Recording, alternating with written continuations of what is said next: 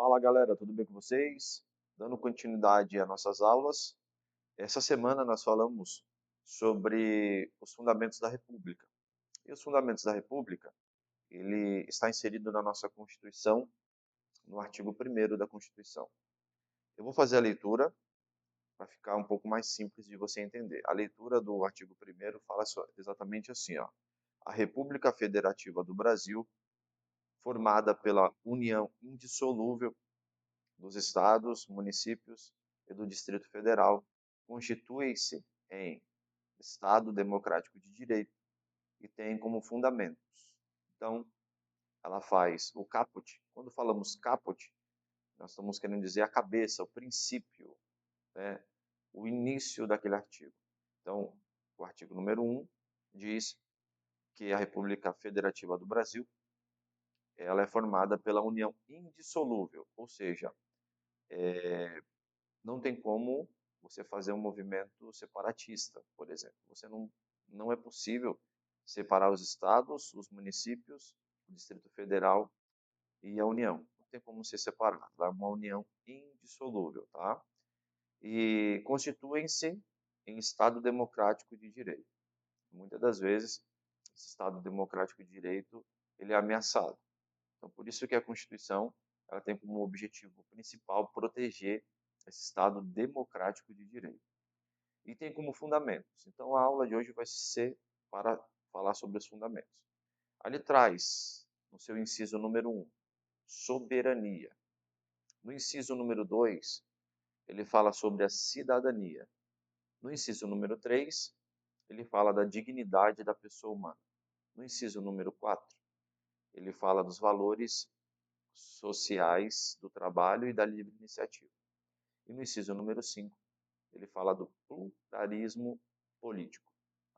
5 fundamentos da República Federativa do Brasil.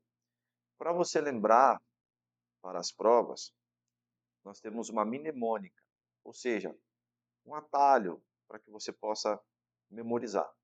Então nós temos a palavra socidiva plu. Se você lembrar dessa palavra socidiva plu, você vai lembrar dos fundamentos. Por quê? So vem de soberania, si de cidadania, de dignidade da pessoa humana, vá de valores sociais do trabalho e da livre iniciativa, e plu de pluralismo político. Então, se você lembrar so, si, de, vá, plu, você lembra dos fundamentos. Tá? Falando agora especificamente de cada fundamento. A soberania. A soberania ela tem duas mensagens. Tem a soberania que traz a mensagem de organização interna da União, do país, né, do Estado, e tem a soberania que funciona como uma espécie de escudo para os outros países, para a comunidade internacional. Então, para que um país possa dizer que ele é soberano, ele precisa se autorregular, ele precisa dizer o direito dentro do seu território, ele precisa ser independente nessa questão jurídica. Então, ele não pode ter influências de fora. Tá?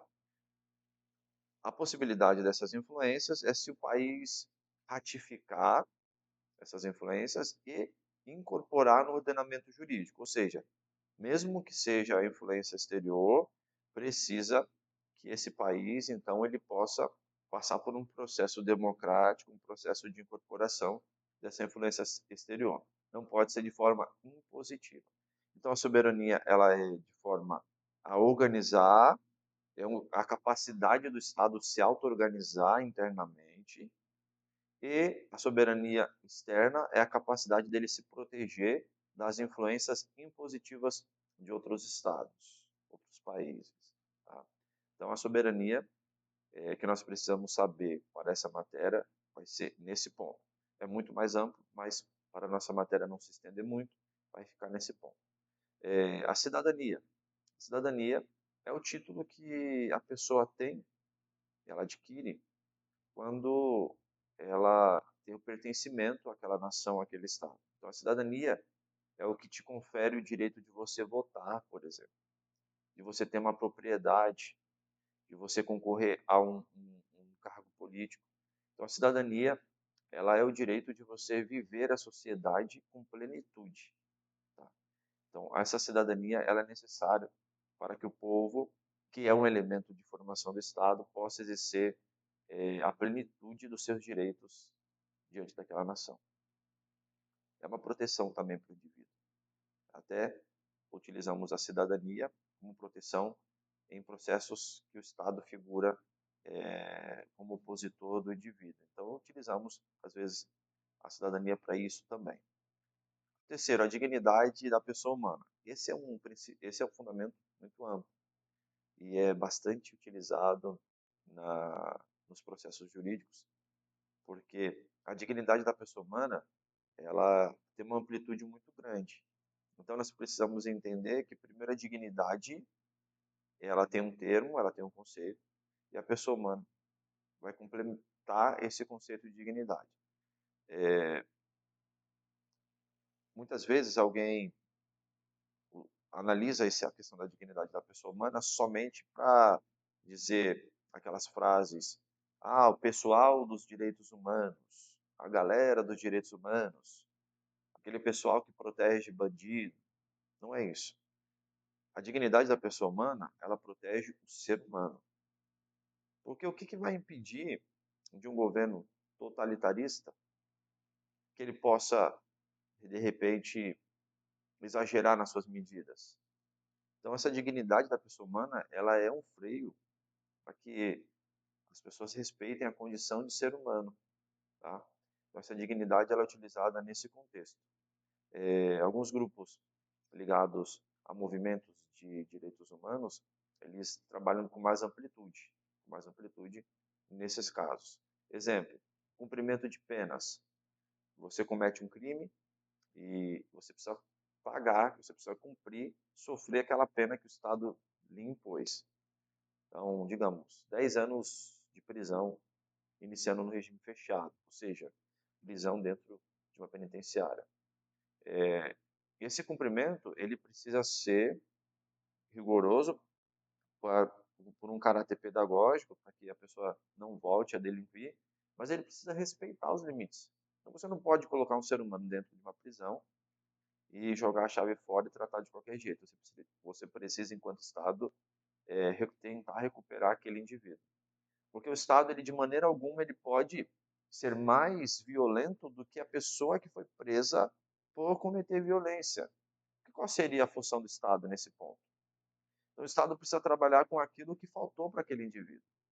Se faltou uma consciência sobre os seus atos, o Estado precisa lhe propor isso com firmeza, mas precisa respeitar a dignidade da pessoa humana. Os valores sociais do trabalho e da livre iniciativa. Os valores sociais do trabalho é aquilo que extrapola só a questão de você oferir renda.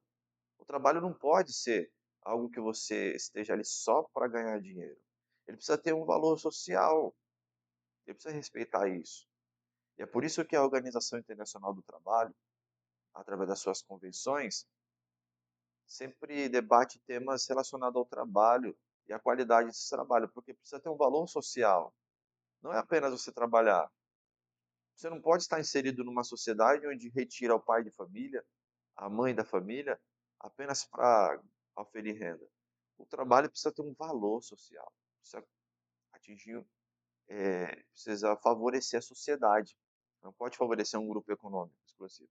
Então, algumas medidas são trabalhadas através de leis e medidas do governo para atingir isso, o valor social do trabalho. Precisa ter um valor além da questão do lucro. E a livre iniciativa é um fundamento da República que busca deixar os indivíduos com mais liberdade para poder produzir. Não é que eles não vão ser regulados por leis, não é que eles não vão ser monitorados, não é que vai poder fazer qualquer coisa, mas precisa que ele se sinta livre para produzir, para criar, para trabalhar, respeitando os limites, mas ele tem que ter a liberdade de poder criar e poder trabalhar também. E o quinto, o pluralismo político, ele é uma aceitação das divergências. Tem uma máxima, tem uma frase muito importante que eu gosto de utilizar nas aulas quando falo de pluralismo político, que fala sobre eu não concordo, veja bem, olha a frase, eu não concordo com nenhuma palavra que tu dizes, mas eu vou defender até a morte o teu direito de dizê-las. Então, você não precisa concordar com a posição política de outra pessoa. E está tudo certo, tudo bem. Mas você precisa respeitar que um dos fundamentos da República é o pluralismo, ou seja, nós não temos uma ideia política, um partido político, por exemplo, como o partido oficial do Brasil. Nós temos o pluralismo. Então, por hora, teremos governo ligado à esquerda, por hora, teremos governo ligado à direita, teremos governo ligado ao centro, teremos essas possibilidades na nossa nação e temos que defender isso. A possibilidade de passar em 4 anos e o governo de esquerda perder a eleição para o governo de direita. E passam-se mais 4 anos, esse governo de direita perde a eleição para o governo de centro, por exemplo. E isso precisa ser defendido. Essa possibilidade precisa ser defendido. Esses cinco fundamentos, eles vão desencadear todo o resto do nosso tema desse bimestre, que são os princípios fundamentais. Então, firmando isso, fica um pouco mais fácil. E no Google Sala de Aula, no Google Class, eu deixei para vocês na apostila lá também. No dia 3 de setembro foi publicado e está dizendo exatamente sobre isso. E aí tem 5 questões de verdadeiro ou falso que eu trouxe para fixar o conteúdo. A primeira diz assim, ó, verdadeiro ou falso? Analise comigo. A Constituição Federal é a lei máxima do país e não pode ser alterado? Verdadeiro ou falso?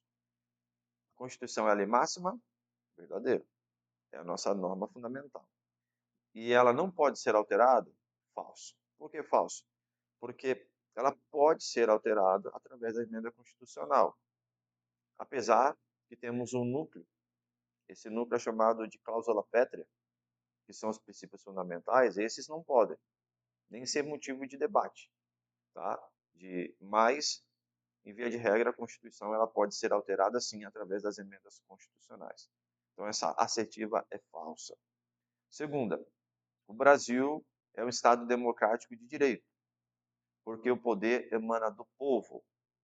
Exatamente, essa questão é uma questão verdadeira, porque para ser o fundamento para ser considerado um Estado democrático de direito, o poder precisa emanar do povo. Alguns países o poder emana da família real. E aí não posso considerar o Estado democrático de direito. Para ser considerado o Estado democrático de direito, o poder precisa emanar do povo. Verdadeira. A dignidade da pessoa humana é o princípio que estabelece que todos são submetidos à lei. E aí, o que você dizia sobre ela? A dignidade da pessoa humana é o princípio que estabelece que todos são submetidos à lei. A dignidade da pessoa humana é um fundamento, ela não é um princípio. Por aí já está errado. É um fundamento. E que todos estão submetidos à lei, está submetido à lei é o princípio da legalidade, não é a dignidade da pessoa humana. Pelo contrário, a dignidade da pessoa humana, algumas vezes, é até utilizada para ir contra leis arbitrárias, leis que foram muito duras e que ferem a dignidade. Já tivemos leis sendo revogadas por essa questão, de ferir a dignidade da pessoa humana. Então, a dignidade da pessoa humana ela vai mais além do que a lei, ela vai mais a fundo. Tá? Ela se preocupa com o ser humano primeiro e depois ela vai observar a lei. Ok? Essa é falsa. 4. No Brasil, pluralismo político garante a existência de um único partido político? Falso. O pluralismo político ele garante a existência de diversos partidos políticos, com diversas orientações. Claro, temos algumas orientações e ideias que são abolidas internacionalmente. Né? Tivemos alguns partidos que causaram horrores no mundo aí, que não compensa falar nessa aula, porque é um tema muito complexo, carece de uma aula muito mais expositiva, mas alguns pontos não podem ser abordados por essa questão de pluralismo político. Mas, em via de regra, nós temos a possibilidade de diversos partidos políticos. Não temos um partido oficial. Então, essa assertiva é considerada falsa. O Brasil, através do pluralismo político, ele não tem a existência de um único partido, são vários. E a última, o princípio da soberania significa que o Estado tem autonomia para se governar? princípio da soberania significa que o Estado tem autonomia para se governar? Exatamente. O país que é soberano, ele tem autonomia para se governar e ele tem uma proteção sobre as influências impositivas das outras nações. Então, essa afirmativa é correta. Ok, pessoal? Dúvidas? Vocês podem mandar para mim no WhatsApp ou perguntar em sala de aula e nós vamos continuar debatendo e continuar essa leitura. Ok? Até mais.